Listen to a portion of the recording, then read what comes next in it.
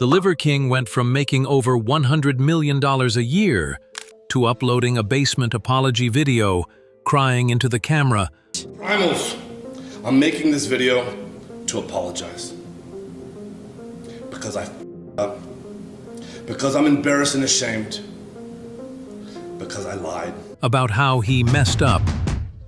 And the craziest part, the apology somehow made everything worse. This was the same guy who swore for months that he didn't use steroids, that his superhero physique came entirely from raw liver, testicle smoothies, and some made-up caveman code called the ancestral lifestyle. He said he never touched shampoo. Just tell you this, this hair has never seen shampoo. This body doesn't see soap ever in terms of grooming. I'm my primal, wild, free version of myself. For the record, it's natty. That his body didn't need soap. He bragged that he was natty, while looking like a Marvel villain with a protein addiction. And people believed it. Because the lie wasn't just about steroids. It was part of a larger fantasy. One where if you bought his supplements and followed his rules, you'd get his body, his lifestyle, and his money. But all of it was fake. Leaked emails showed that the Liverking was spending $11,000 a month on performance-enhancing drugs. But as I've reached my mid-40s, it's getting harder and the back fat f***s me. To support these exhaustive efforts, I've recently started taking Omnitrope. So if you guys don't know Omnitrope, this is pharmacy-grade human growth hormone. The brand, it is created by the pharmaceutical company Sandoz, I believe it is. The exact cocktail: testosterone, human growth hormone, peptides, and a handful of substances that probably wouldn't even pass Olympic testing. The man was basically a walking laboratory. And the emails didn't just confirm the steroid use. They exposed the entire persona as a manufactured brand. He literally hired a team to build the Liverking image, set targets to hit 1 million followers, and detailed marketing strategies to grow his supplement empire. This wasn't some wild primal guy who got famous by accident. It was a corporate campaign, and we were the target audience. So when More Plates, More Dates finally dropped the now infamous video titled "The Liverking Lie," it hit like a nuclear bomb. The video didn't speculate. It didn't accuse. It confirmed everything. Screenshots, receipts, drug lists, all straight from Brian Johnson's own inbox. It was checkmate. And for a moment, it looked like Brian was going to do the right thing. He uploaded a serious-looking video, apologized, admitted to lying, and then immediately ruined it by bragging about how rich he still was. Before social media, I was rich and anonymous. Now I'm still rich, just not anonymous. That line alone became a meme, because it wasn't an apology. It was a flex disguised as an excuse. He even tried to reframe the entire scandal as some kind of mental health PSA, claiming he lied about steroids to raise awareness for depression and self-esteem issues. I did this to help the 80,000 people a day who try to kill themselves, which, in case it's not obvious, is one of the worst justifications anyone has ever given on YouTube. Yes, I've done steroids. And yes, I am on steroids, monitored and managed by a trained hormone clinician. Liverking, the public figure, was an experiment to spread the message, to bring awareness to the 4,000 people a day who kill themselves. The 80,000 people a day that try to kill themselves. Our people are hurting at record rates with depression, autoimmune, anxiety, infertility, low ambition in life. Our young men are hurting the most, feeling lost, weak, and submissive. So I made it my job to model, teach, and preach a simple, elegant solution called ancestral living. It's like saying, I robbed a bank to raise awareness for poverty. Even fellow YouTubers couldn't hold back.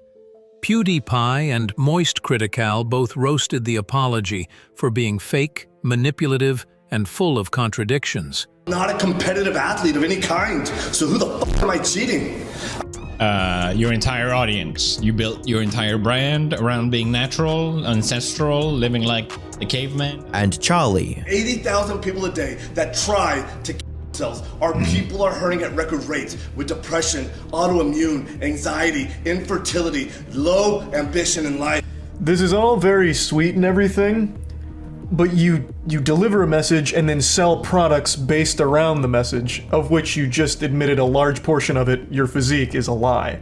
Now, if you were just like a motivational speaker or just like a normal YouTuber, Instagram guy who delivers positive messages, that's one thing. You being on steroids and everything, like that's not that big of a deal. But the fact that you constantly defended being natty and sell all these programs based around it, and then aren't actually the result of those things you talk about, is pretty misleading. Because the issue was never just the steroids. It was that he sold an entire business based on the lie that he got his body naturally, and then used that lie to push overpriced supplements, and people bought them in the hundreds of thousands. That was the real fraud. But instead of disappearing forever, the Liverking decided this was his chance for a rebrand. He announced he'd be going completely natural from now on. No more steroids, no more hormones, just raw meat, ancestral tenets, and hard work. And for a moment, people were curious, until they realized nothing had changed. His muscles stayed the same. His skin turned an even deeper shade of red, a known side effect of steroids, and his content somehow got worse. He started pouring farm-fresh milk over raw animal testicles and calling it primal cereal. He forced his wife and kids to eat raw organs on Valentine's Day. He introduced something called Bone Marrow Wednesday. It wasn't primal, it was desperate. And just when the internet started to forget about him, he gave everyone another reason to remember. In 2025, Netflix announced a documentary titled Untold, The Liverking. And if you thought it was going to be an honest, behind-the-scenes look at his downfall, you were wrong, because it wasn't a documentary.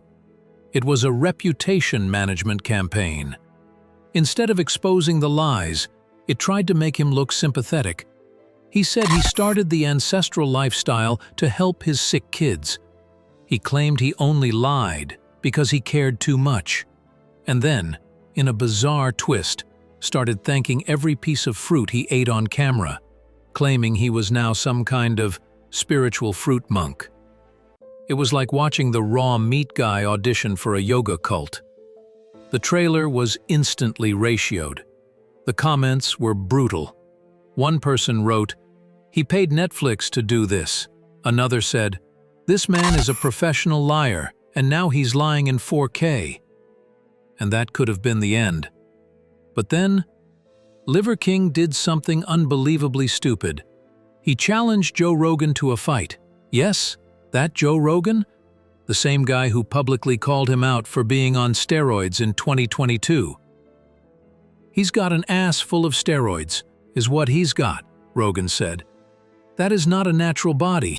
Filled with steroids is what he's got. Yeah, he should have a big plate of steroids next to it. That is not a natural body. Okay. So, Liverking responded by flying to Texas with his family and a box. Inside the box, a handgun and a stack of cash. He filmed himself holding it, said it was a gift for Joe Rogan, then posted the whole thing online. It wasn't just stupid, it was a literal crime. Liverking was arrested outside his hotel and charged with making a terroristic threat. This wasn't a stunt anymore. It was the full collapse of a man who built an empire on lies and couldn't handle being forgotten. Because that's what really happened. He was forgotten, his documentary flopped, his views flatlined, his engagement died. Nobody cared anymore. Except the people who still, unknowingly, buy his supplements. The only part of his empire that's still alive. Because the supplement industry doesn't run on truth, it runs on hope. And as long as there are vulnerable people searching for quick fixes, there will always be a market for powdered cow liver in a capsule. But online? The Liverking is done. The brand is tarnished. The image is shattered. And the audience he fought so hard to build has already moved on. Now, the only thing he has left is nostalgia for a lie, and a $25 million reminder that truth always wins. Unless, of course, he challenges Logan Paul next.